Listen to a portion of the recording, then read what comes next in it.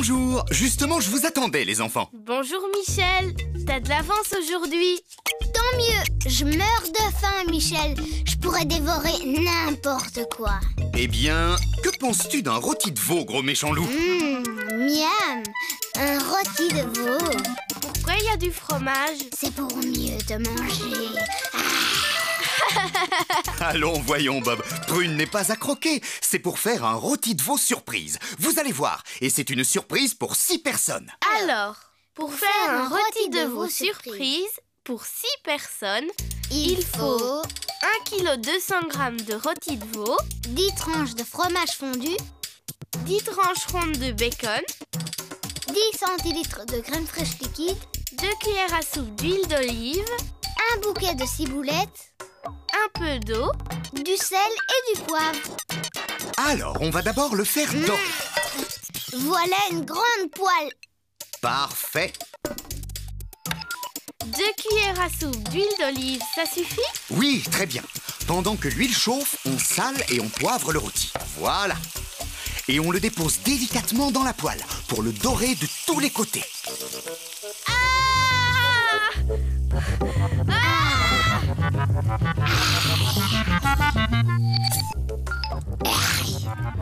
C'est bon. Ensuite, on le sort pour le mettre à refroidir. Sur une planche en bois. Merci, Bob. On fait quoi avec la graisse qui reste dans la poêle? On la jette dans l'évier. Puis, on remet la poêle sur feu fort. Tu l'as pas bien nettoyé. T'as vu tout ce qui reste au fond? Faut le retirer. Surtout pas! Ce sont les sucs. Les sucs? C'est la substance que produit la viande quand on la fait dorer et qui sert à faire le jus du rôti. Ah, je sais, en ajoutant de l'eau. Exactement, Prune. On appelle ça déglacer une poêle. 10 centilitres suffisent largement.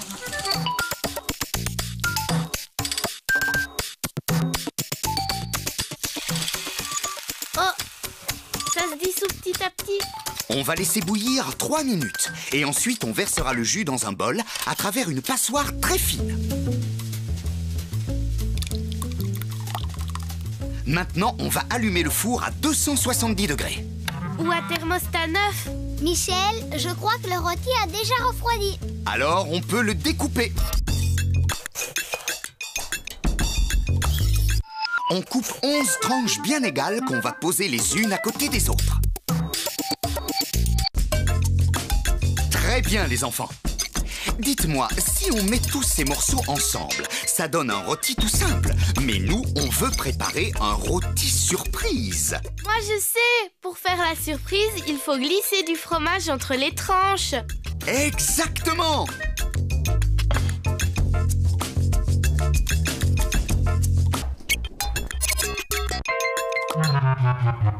Et pour faire une plus grande surprise, on ajoute aussi le bacon. Et ça, c'est le travail du grand méchant loup. C'est une excellente idée. Bravo, mes petits chefs. Maintenant, il nous faut du papier alu pour envelopper le rôti. 2 grandes feuilles qu'on va poser l'une sur l'autre et sur lesquelles on va mettre le rôti.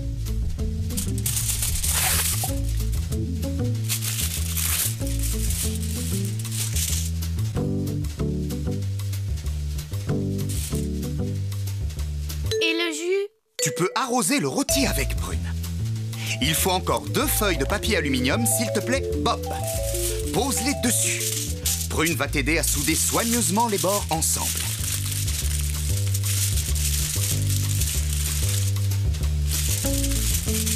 Tu crois que ça va rester bien fermé? On dirait un bonbon géant. Bob, tu veux bien verser 30 centilitres d'eau dans ce plat, s'il te plaît? On va déposer le rôti dedans. Comme ça? Dans l'eau? Carrément? Mais Michel, c'est pas une île flottante. Ne vous inquiétez pas, l'eau va très vite s'évaporer dans le four et la vapeur va accélérer la cuisson du rôti. Ça cuit pendant combien de temps? 1 heure. 1 heure? Minuteur programmé. Et on n'oublie pas ses gants pour mettre le rôti au four.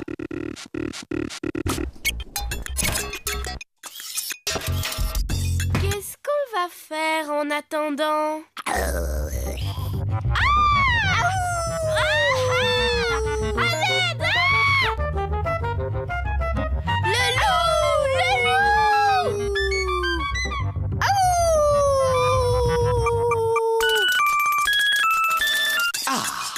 toujours avec les gants, on sort le plat et on fait très attention. J'ai hâte de voir si c'est comme t'as dit, Michel. On coupe l'alu sur le dessus. Waouh! Et on glisse le rôti de veau dans un plat. Attention, il y a plein de jus qui coule. C'est pour la sauce? Pas tout à fait. On va d'abord ajouter la crème liquide dans le jus. Et verser le tout dans une casserole et chauffer. Michel, ça fait des gros bouillons. Très bien, c'est mon secret.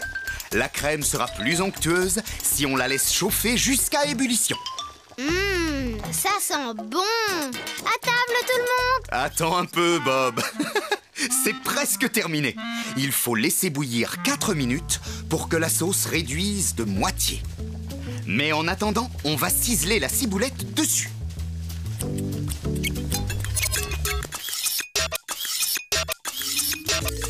Je crois que la sauce est une réussite totale. Ouais, c'est bon cette fois. On va enfin manger. Une seconde, Bob. Je voudrais savoir si tu te souviens du secret. Le four doit être allumé. Ah oui! Il faut verser la crème dans le jus du rôti, la cuire à gros bouillon, et comme ça la crème sera plus onctueuse. Bravo, mes petits chefs. Tiens, une grosse part pour notre grand loup affamé. Délicieux! Avec le fromage et le bacon, ça fond dans la bouche. C'est une bonne surprise. Pas ça. Ah, c'est nul. Hey, bonjour les enfants. Qu'est-ce que vous cherchez dans ce livre de cuisine? Bonjour Michel. On cherche quelque chose de bon pour l'apéritif. Nos parents ont des invités. Quelque chose de bon, de facile et qui se mange à l'apéritif. J'ai une idée. 2 gougères géantes. Qu'en dites-vous? Géante? Mais Michel, tu sais, ils sont 4 seulement. T'as pensé aux ingrédients? On n'a pas le temps d'aller faire des courses. Je suis presque sûr que vous avez tout dans vos réserves. Il nous faut 300 g de farine, 150 g de beurre plus 2 grandes cuillères, 30 centilitres d'eau, 9 œufs en tout, 200 g de gruyère râpée et du sel. Super, tout est là. Alors pour commencer, on va verser 30 centilitres d'eau dans la grande casserole. Et on va ajouter le beurre en tranches. Comment on fait pour avoir 125 grammes? Eh bien, un paquet de beurre pèse 250 grammes. Si on le coupe en 2, ça fait combien? 1,5 kg? Moi je sais, ça fait 125 grammes. Bravo, Prune. Voilà, et j'ai plus qu'à ajouter une petite tranche et ça fera 150 grammes. C'est moi qui coupe le beurre. Très bien. Maintenant, on va ajouter les tranches dans l'eau. Oh, on dirait des petits poissons. T'as déjà vu des poissons carrés, toi? Tu veux bien te charger de saler, Bob? Ha, je donne à manger aux petits poissons. Et puis, on pose la casserole sur feu moyen. Regarde, Michel, mes petits poissons au beurre. Ils disparaissent. Est-ce que ça bout? Parfait. Alors, on va ajouter la farine. Mais attention, d'un seul coup. Ensuite, on mélange énergiquement avec la cuillère en bois.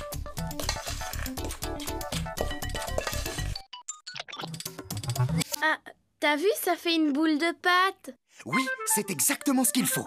Et on va baisser le feu. On mélange sans s'arrêter pendant 4 minutes. C'est très important. C'est maintenant qu'on met les œufs? On y arrive. Mais avant, je vais vous révéler mon petit secret. Le secret, le secret, le secret. Eh bien, le voici. Il faut mettre la boule de pâte dans un grand saladier avant de casser les œufs. Sinon, vous risquez de faire des œufs brouillés avec la chaleur de la casserole. C'est bon, on peut casser 3 œufs. T'es prêt?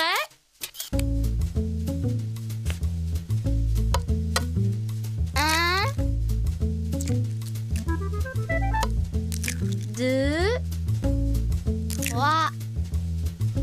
mélange très vite avec la cuillère en bois jusqu'à ce que la pâte soit bien homogène.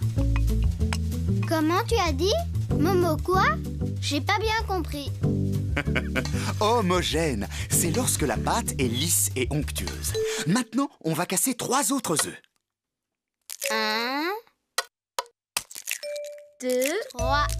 Et à nouveau, on mélange énergiquement. et à nouveau, on va recasser 3 œufs.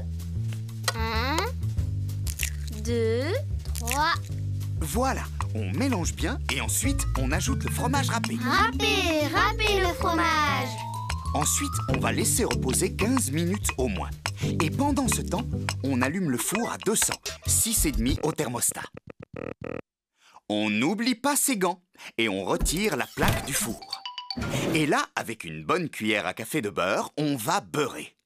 On peut le faire avec ses doigts ou avec un pinceau. wow! Prune, je peux le faire avec le pinceau? D'accord, moi je le ferai avec les doigts.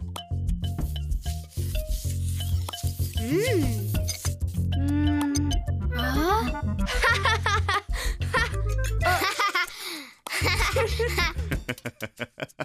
C'est prêt? Bien. Avec une cuillère à soupe, on va répartir la moitié de la pâte dans le plat, cuillère après cuillère, pour faire une couronne. Pâte. Oh, On fera la deuxième gougère plus tard avec le reste de la pâte.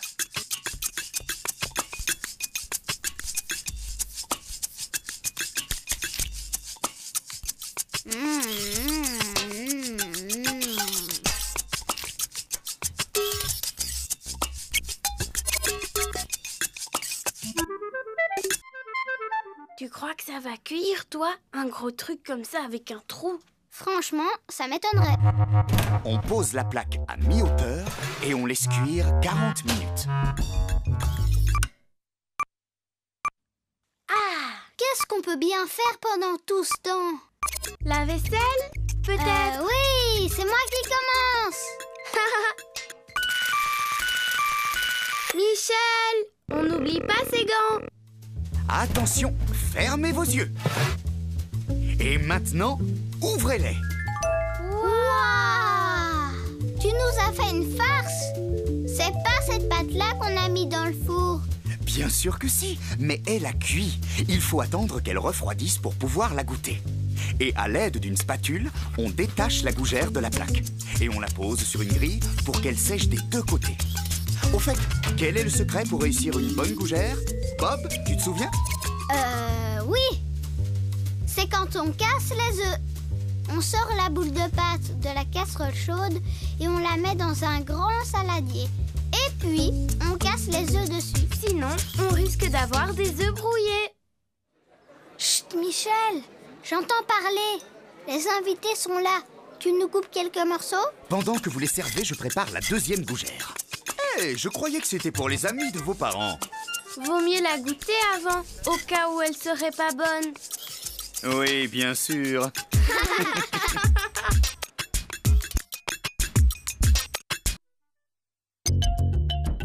85, 86, 87... T'as inventé un nouveau jeu? Chut, compte les grains de riz pour la recette de Michel. 88... Non, 80. Oh non, je sais plus où est-ce que j'en suis. Maintenant, il faut que je recommence. Tu te rends compte, jusqu'à 330. Michel a dit 330 grammes. Il n'a pas dit 330 grains, enfin. Hein, t'en es vraiment sûr? Sûre et certaine. En plus, je voudrais pas dire, mais ça, c'est du riz long, Bob. En fait, il faut du riz rond. C'est bien ça, hein, Michel? On doit prendre du riz rond. Exactement. Ce sera beaucoup plus moelleux. Allez, on commence. J'ai trouvé tout ce qu'il nous faut. 330 grammes de riz rond, 1 litre 1/4 de lait, une gousse de vanille, 33 morceaux de sucre, 200 grammes de sucre en poudre, 6 gros œufs, 2 cuillères à café de beurre et une pincée de sel. Nous allons faire du riz au lait caramélisé. Première chose, on va allumer le four à 210 degrés. Thermostat 7. Ensuite, on prend une cocotte ou une casserole, mais en fonte pour qu'on puisse la mettre au four. On va la remplir aux 3/4 d'eau On la pose sur le feu et vous allez mesurer 330 grammes de riz. 3, 10, 20 et 30. Voilà, c'est bon. Parfait. Maintenant, vous le versez dans la passoire. Et vous le rincez bien sous l'eau froide. Dès que l'eau de la cocotte commence à bouillir, on va verser le riz dedans et le laisser bouillir 2 minutes. C'est pas assez. Il va être trop dur à manger. C'est pour éliminer l'amidon. Comme ça, le riz est moins lourd à digérer. Oh. Après, on égoutte le riz.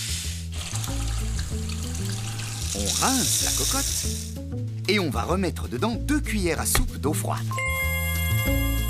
Ça, c'est mon secret. Les 2 cuillerées d'eau vont empêcher le lait d'accrocher au fond de la cocotte. Moi, je sais pour le lait. On verse 3 grandes cuillères dans un bol.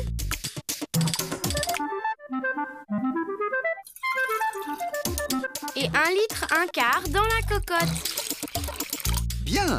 Ensuite, on découpe la gousse dans le sens de la longueur et on gratte à l'intérieur. T'as vu, Prune, ça fait des petits points noirs sur le lait. Ce sont les graines. On continue. Bob, le sucre en poudre. Le voilà. 200 grammes. Et le beurre, Michel? 2 cuillères.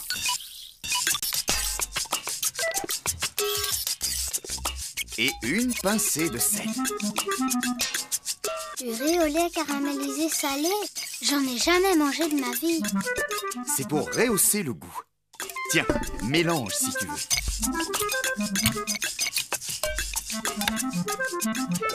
Ça bout. On va ajouter le riz,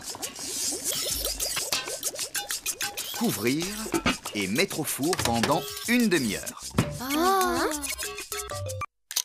Maintenant, on va préparer le caramel. Vous pouvez mettre le sucre dans le moule à Charlotte. T'es sûr qu'il y en a 33, Prune? Oui. Si t'en as pas mangé quelques-uns au passage. Ajoutez seulement 5 centilitres d'eau, ça suffira. Hé, attends! Bien, pose le moule sur le feu, Prune. Il vaut mieux que ce soit un adulte qui fasse le caramel, on peut se brûler. Et en plus, il faut connaître la formule magique. Abracadabra, ô sucre, transforme-toi. Il se passe rien du tout. Il faut attendre un peu. Oh. Regardez, le sucre fond et se transforme en caramel. Il doit prendre une jolie couleur dorée, mais pas brûler. Ensuite, on le retire du feu. Avec des gants, bien évidemment. On tourne le moule dans tous les sens pour que le caramel s'étale bien sur tous les bords. Et on le laisse refroidir. Et nous, on va se reposer un peu. Pas de question, les enfants. Où est le bol avec les 3 cuillères de lait qu'on a mis de côté? Il est là.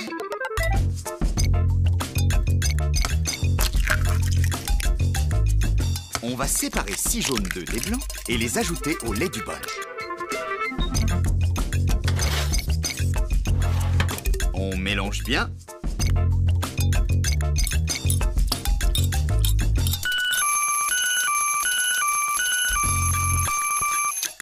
Un grand saladier, hein? On retire la cocotte du four. Toujours avec les gants. On va verser le riz dans le grand saladier. Et retirer les bâtons de vanille. On peut les jeter à la poubelle. Quand le riz est tiède, on verse le mélange des œufs et du lait. Et bien sûr, on mélange. Le caramel doit être froid maintenant. Alors on peut verser le riz dans le moule. On le tasse bien. Et on le couvre d'un torchon. Quand il sera froid, on le mettra au réfrigérateur pendant 8 heures. 8 heures? Ça ne fait qu'une nuit, les enfants. Allez, à demain.